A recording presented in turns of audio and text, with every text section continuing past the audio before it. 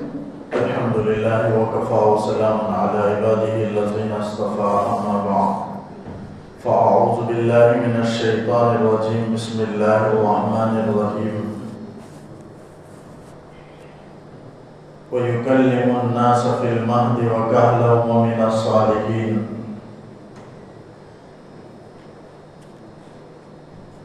سورہ آل عمران کے 5ویں رکوع کی آیات ہیں.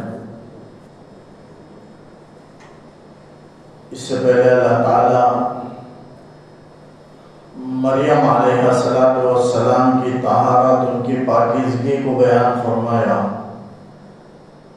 پھر حضرت مسیح عیسیٰ ابن مریم کا اللہ نے تذکرہ کیا اور فرمایا کہ وہ دنیا میں بھی بڑی قدر و منزلت والے، بڑے عزت و احترام والے ہوں گے، اور آخرت میں بھی درجات اعلیٰ ان کو حاصل ہوں گے، اور اللہ کے مقرب اور خاص بندوں میں سے. پھر فرمایا وَيُكَلِّمُ النَّاسَ فِي الْمَهْدِ وَكَهْلًا. حضرت عیسیٰ علیہ السلام لوگوں سے بات کریں گے گہوارے میں اور پختہ عمر میں بھی. وَمِنَ الصَّالِحِينَ، اور نیکوکاروں میں سے ہیں. حضرت عیسیٰ علیہ السلام تو بغیر باپ کے پیدا ہوئے. اب یہودیوں نے غلط کاری کی طعنہ دی تو برات میں اللہ تعالیٰ نے حضرت عیسیٰ علیہ السلام کو خود گہوارے میں بولنے کی قوت گویائی عطا فرمائی، بولنے کی قوت اللہ نے عطا فرمائی. چنانچہ بچے ہیں، گود میں ہیں، گہوارہ میں جھولے میں ہیں. 40 دن کی پیدائش ہوئی. 40 دن کے بعد وہ گہوارے میں ماں کی گود میں بستر میں بولنے لگے. اللہ تعالیٰ نے گویائی عطا فرمائی. کیوں؟ اپنی ماں کی پاکیزگی اور طہارت میں، کہ میری ماں سے کوئی غلط کاری نہیں ہوئی، بلکہ میری ماں اللہ نے مجھے بغیر باپ کے بنایا، پیدا کیا ہے. وہ کیسے ہوا؟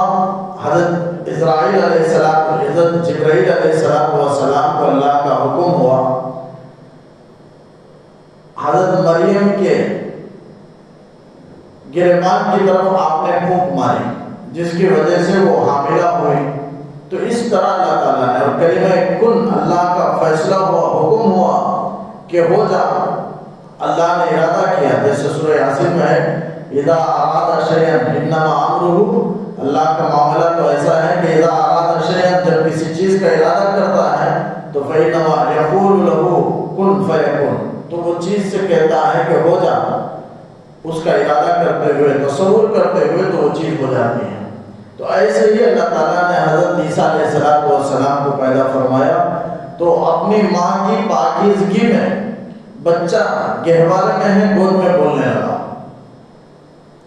یہودیوں نے پوچھا یہ بچہ کیسے بولے گا؟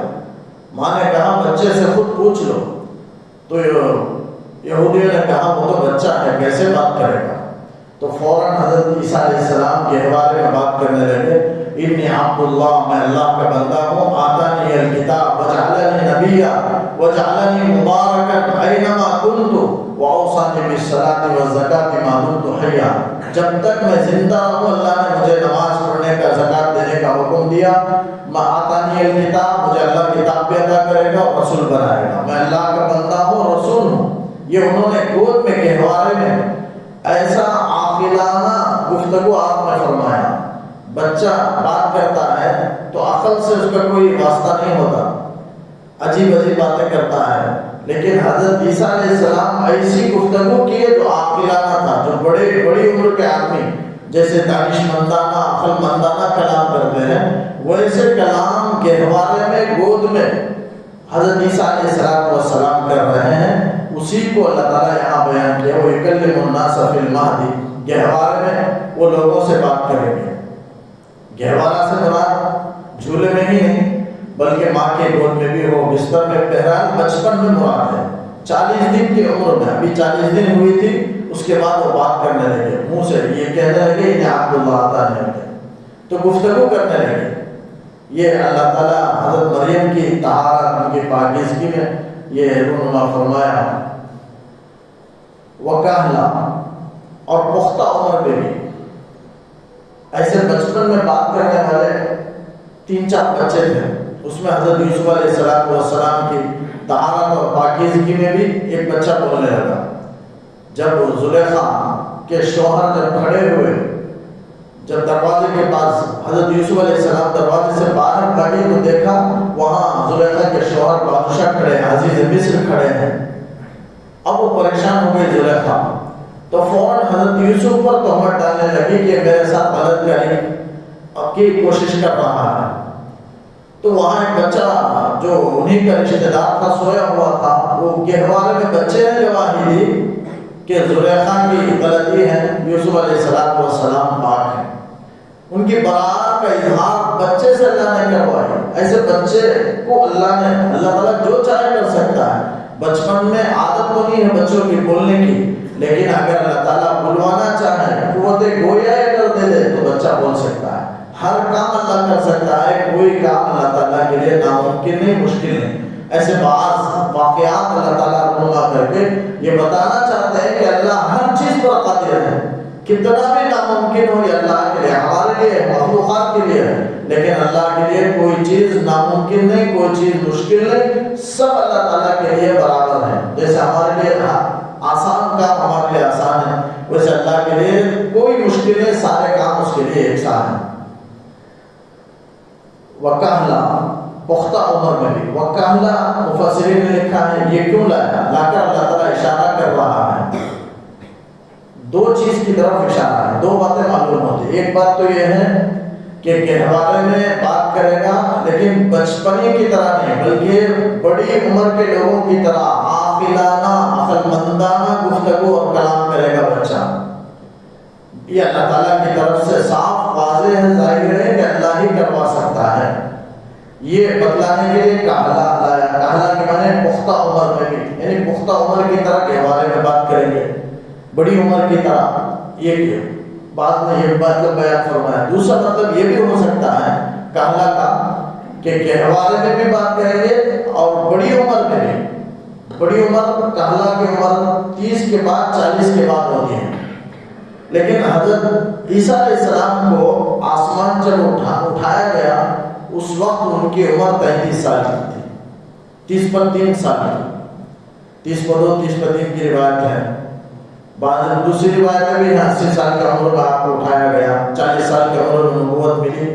یہ قول بھی ہے، لیکن زیادہ تر قول 30 پر 3 سال کا جو عین جوانی کی عمر ہے اس موقع پر اللہ تعالیٰ نے آپ کو آسمان پر اٹھا لیا. یہ ہمارا عقیدہ ہے، قرآن سے بھی ثابت ہے. کئی آیتوں سے، 2-3 آیتوں سے صاف اشارہ ہے. جیسے اس کے بعد کی رکوع میں ہے اللہ تعالیٰ کہتا ہے وَرَافِعُكَ إِلَيَّ، اے عیسیٰ میں اپنی طرف تم کو اوپر اٹھانے والا ہوں، آسمان کی طرف. اللہ تعالیٰ نے پہلے ہی حضرت عیسیٰ کو بتا دیا تھا. تو حضرت عیسیٰ علیہ السلام کو نبوت ملی 30 سال کی عمر میں.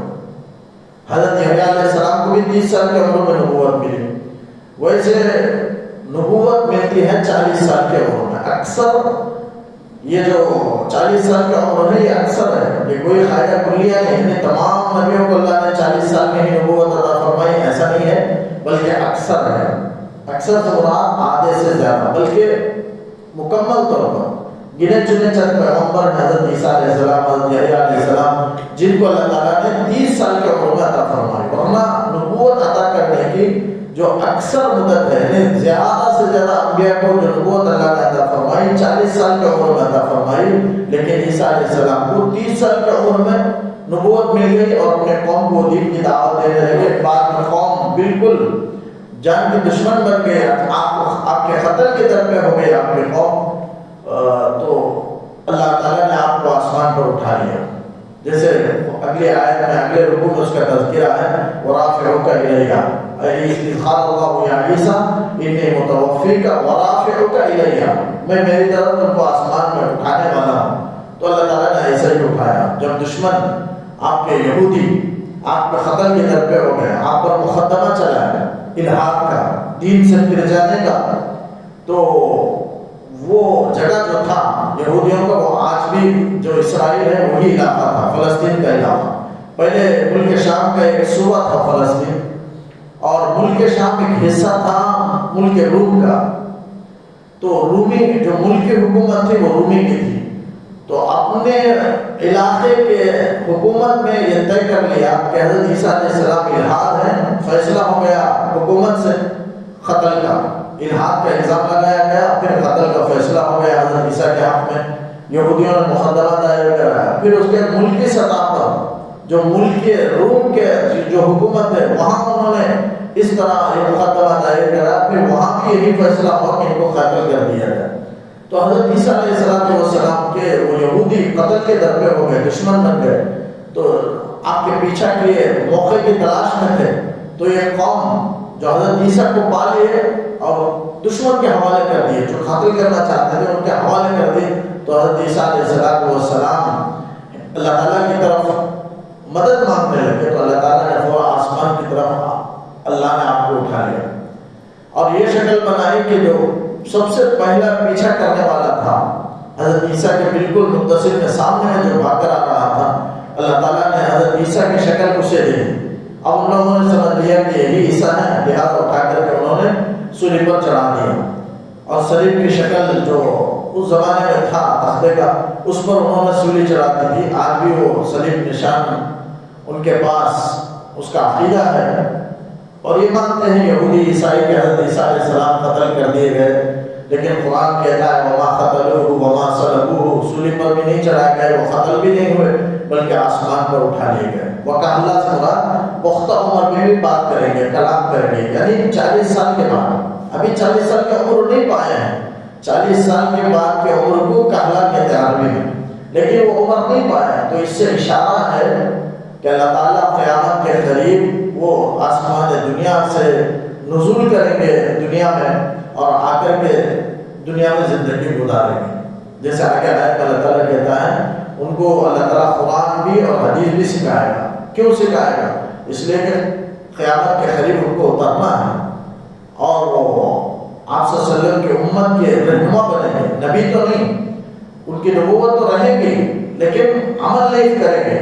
آپ صلی اللہ علیہ وسلم ہی آخری نبی ہیں، یہ نہیں سمجھا جائے گا ان کے آنے کی وجہ سے کہ وہ نبی آخری نبی حضرت عیسیٰ ہیں، بلکہ حضرت عیسیٰ تو بنی اسرائیل کے آخری نبی ہو چکے ہیں، بنی اسرائیل کے۔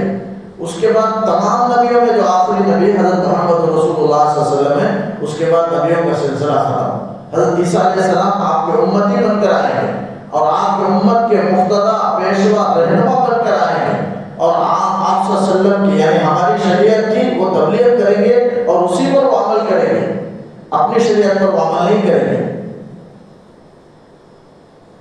تو وقع اللہ، تو اس سے اشارہ ہے کہ وہ قیامت کے قریب نزول فرمائیں گے، 40 سال وہ دنیا میں رہیں گے، شادی نکاح بھی ہوگی، بچے روایتوں میں آتا ہے۔ بہرحال قیامت کے علامات میں سے نزول عیسیٰ بھی ہیں، نزول مسیح بھی ہیں، تو وقع اللہ سے اس کی طرف اشارہ ہے۔ وہ من الصالحین، اللہ تعالیٰ کہتا ہے وہ نیکوکاروں میں سے ہوں گے، نیک لوگوں میں سے، ان کی بھلائی، ان کی خیر، ان کی نیکی اتنی صاف خوب روشن واضح ہوگی کہ ہر ایک سمجھے گا کہ وہ بڑے نیک ہیں۔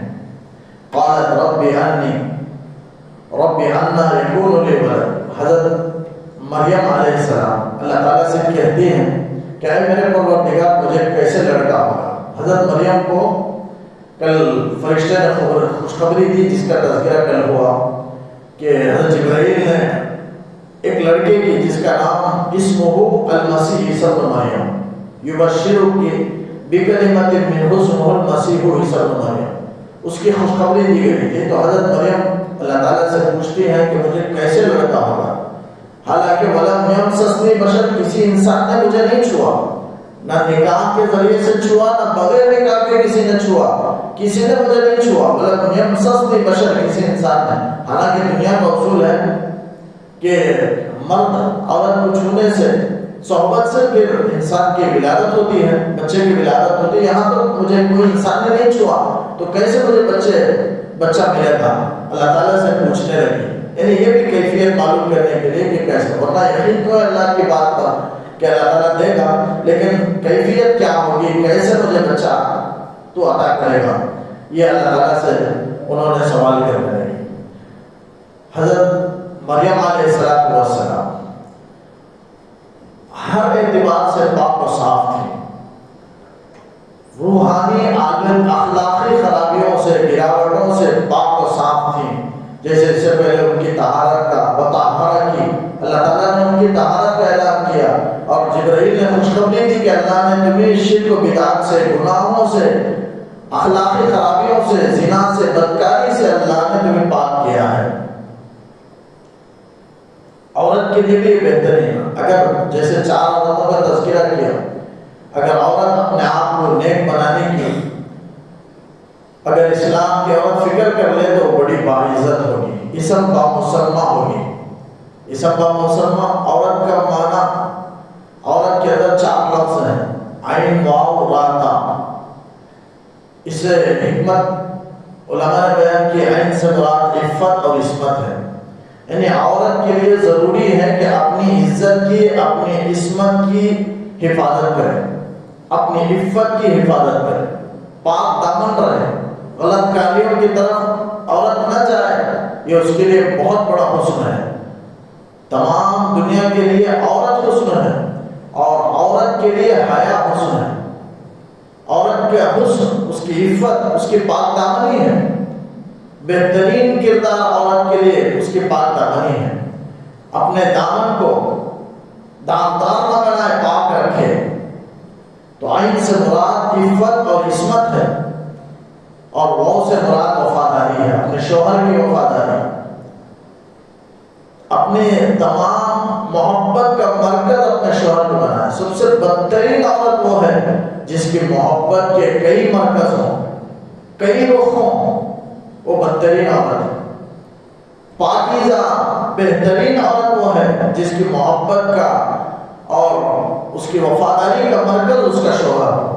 بس شوہر سے وفاداری کرے، محبت کرے جس کا حکم دیا گیا. تو واو سے مراد وفاداری، شوہر کی وفاداری.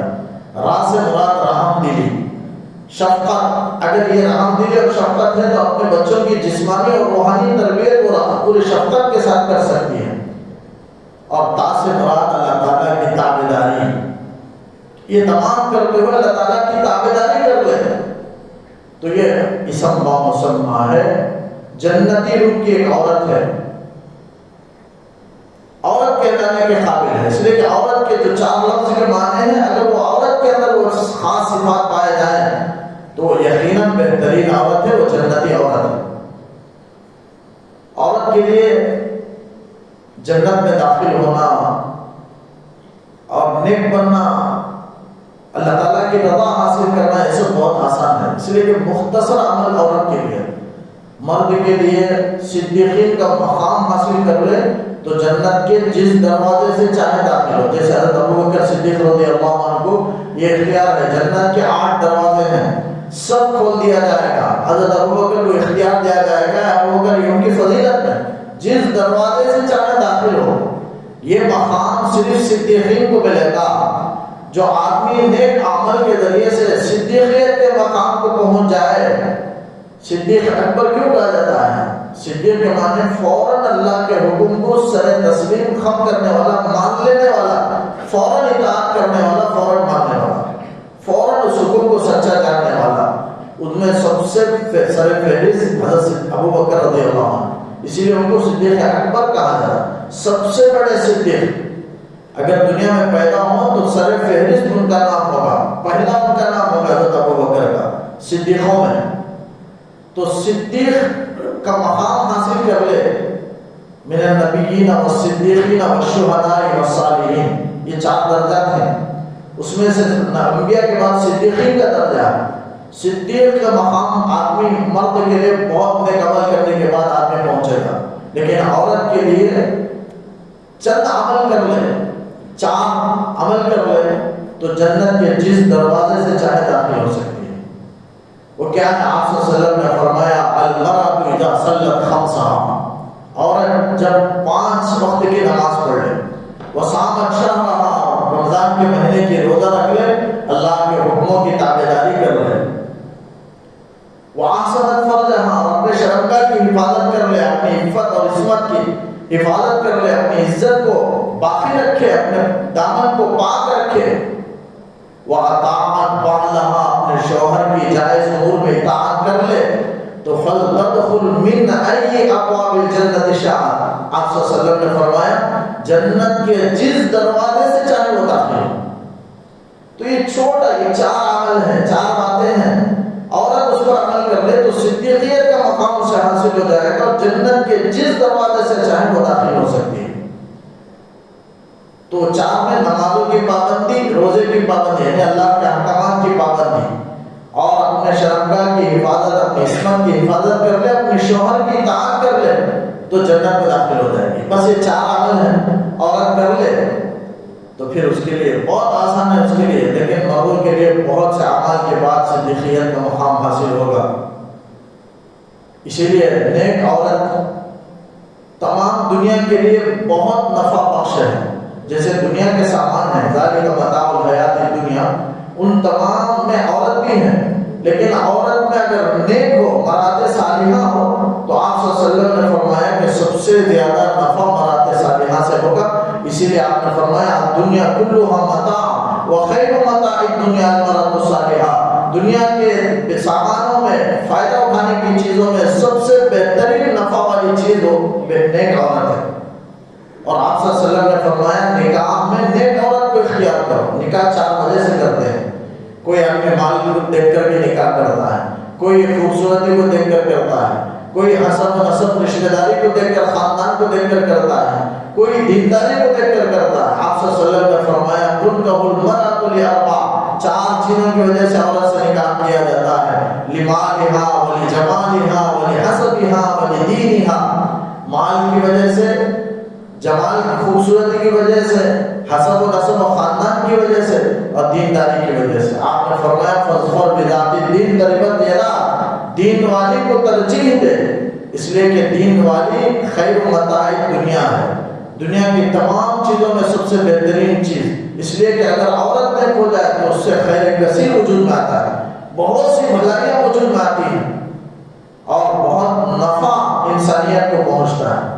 اس لیے آپ صلی اللہ علیہ وسلم نے نکاح میں نیک عورت کو اختیار کرنے کا حکم فرمایا، مرد صالحہ۔ دینداری کو دیکھنے کا اللہ کے رسول نے حکم فرمایا، مالداری کو مت دیکھو، مال تو ختم ہو جائے گی دنیا کے اندر، دنیا ختم ہونی ہے، اور خوبصورتی وہ بھی ختم ہو جانا ہے، ایسا خوبصورتی باقی رہنے والی نہیں ہے، وہ بھی دن ڈھلتے ڈھلتے خوبصورتی بھی ختم ہوتی جاتی ہے۔ لہذا حسب و نسب یہ بھی کوئی فخر و عزت کی بات نہیں، اللہ تعالیٰ آپس میں تعارف کے لیے، پہچان اور شناخت کے لیے اللہ نے خاندان بنائے، لہذا یہ سب چیزیں ترجیح کے قابل نہیں، ترجیح کے قابل دینداری ہے۔ اگر دینداری ہے تو آدمی کے لیے کامیابی ہے، آپ نے اسے ترجیح دینے کا حکم فرمایا۔ قال كذلك الله يخلق ما يشاء، اللہ تعالیٰ نے کہا اسی طرح وہ پیدا کرتا ہے جو چاہے۔ یعنی حضرت مریم پوچھنے لگی کیسے مجھے بچہ پیدا ہوا، نکاح بھی نہیں ہوا اور کوئی بدفعلی بھی نہیں ہوئی مجھ سے، کچھ بھی نہیں ہوا، کیسے؟ تو اللہ تعالیٰ نے کہا اسی طرح، یعنی جیسے چاہے اللہ پیدا کرے گا۔ اللہ تعالیٰ کے لیے کوئی عادت ہے میاں بیوی کے ساتھ، لیکن کبھی بغیر، دونوں کے بغیر بھی پیدا کر سکتا ہے، جیسے حضرت آدم علیہ السلام کو اللہ نے پیدا کیا۔ حضرت آدم کے ماں بھی نہیں باپ بھی نہیں، سب سے پہلے انسان وہی ہے، انسان اول ہے، نبی اول ہے، سب سے پہلے انسان کو اللہ نے نبی بنا دیا، چونکہ یعنی ہدایت کا انتظام انسانوں کو پیدا کرنے سے پہلے ہی اللہ نے کر دیا، شروع ہی سے اللہ نے ہدایت کا انتظام کر دیا۔ تو آدم علیہ بغیر ماں باپ کے اور بغیر ماں کے اللہ نے پیدا کیا، صرف باپ سے، صرف مرد سے اللہ نے پیدا کیا، وہ حضرت حوا ہے۔ کوئی صرف حضرت آدم علیہ السلام کی پسلی سے اللہ نے بنایا، وہاں کوئی ماں نہیں، اور صرف ماں سے بنایا بغیر باپ کے حضرت عیسیٰ علیہ السلام، اور دونوں سے بنایا جیسے عام عادت ہے۔ تو یہ 4 طریقے کے جو ناممکن صورتیں، جو 3 صورتیں ہیں، وہ بھی اللہ نے ایک مثال کے لیے ایک، یعنی ہر چیز میں اللہ نے ایک بیان کر کے بتا دیا کہ اللہ ہر چیز پر قادر ہے، اس کے لیے کوئی چیز ناممکن اور مشکل ہے۔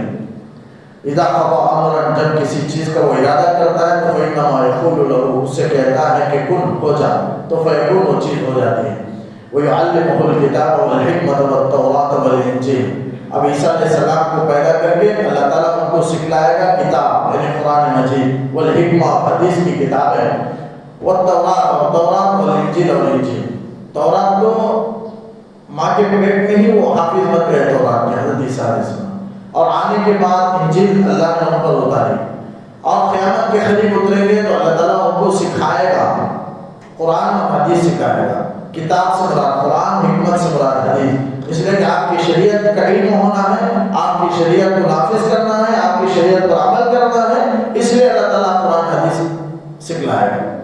अब यहाँ और कह रहे हैं कुरान हदीस सिखलाएगा, हालांकि ईसा अलैहिस्सलाम पहले है और कुरान बाद में नाज़िल हुआ। अल्लाह कहता है कुरान हदीस सिखाएंगे, तो कब सिखाएंगे? मतलब है कि क़यामत के करीब नुज़ूल होगा, उस वक्त अल्लाह ताला उनको सिखाएंगे।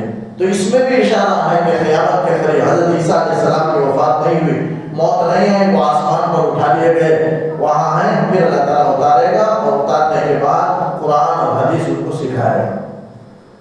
और रसूल इला बनी इसराइल, और बनी इसराइल के वो रसूल भी होंगे, यानी हज़रत ईसा अलैहिस्सलाम को अल्लाह रसूल बनाकर भेजेगा।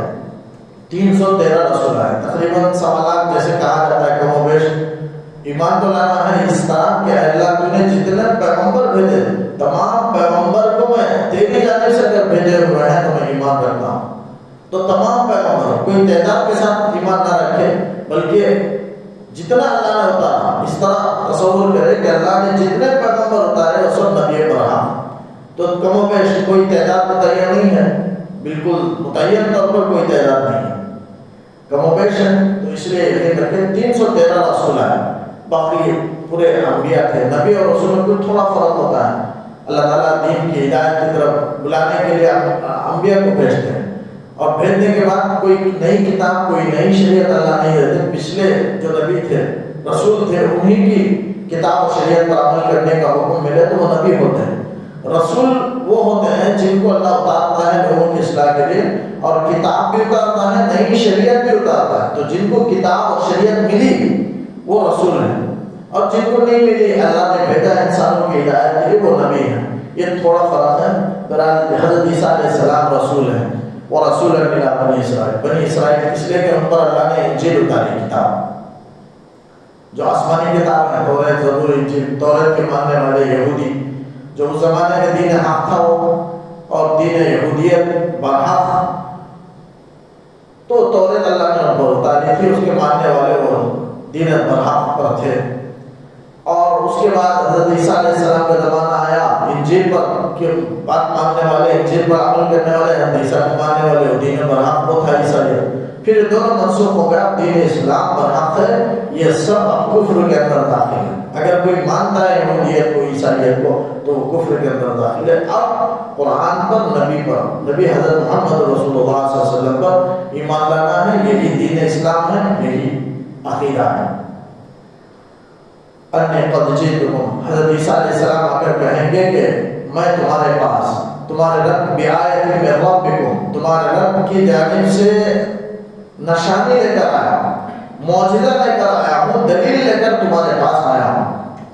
उसके बाद कहने लगे अन्नी अख़्लुक़ु लकुम मिन अत-तीन कहयतित तैर, मैं मिट्टी से तुम्हारे लिए परिंदे के मानिंद, परिंदे की शक्ल बनाने वाला हूँ। मैं बनाता हूँ परिंदे की शक्ल, परिंदों के मानिंद। अन्नी अख़्लुक़ु लकुम मिन अत-तीन, मिट्टी से मैं परिंदों की शक्ल बनाता हूँ, कहयतित तैर, परिंदों के मानिंद, यानी शक्ल बनाता हूँ। इसलिए हज़रत ईसा अलैहिस्सलाम ने ये मुराद नहीं है आप का कि मैं पैदा करता हूँ, बल्कि शक्ल बनाता हूँ, हकीकी पैदा करने वाला अल्लाह। इन्होंने परिंदे की शक्ल मिट्टी से बनाई, मिट्टी में गोंद कर परिंदे की शक्ल बनाई। उसके बाद हज़रत ईसा अलैहिस्सलाम रूह फूंके तो उसमें जान पड़ गई और परिंदा उड़ने लगा। एक मौजूदा अल्लाह ने अता फरमाया था। हर नबी को हर ज़माने के एतबार से अल्लाह ताला मौजूदा अता करता है। अपने कौम को राह रास्त पर लाने के लिए कुछ बातें, कुछ निशानियाँ, कुछ दलाइल अल्लाह ताला देकर भेजता है। उसमें से मौजूदात भी हैं।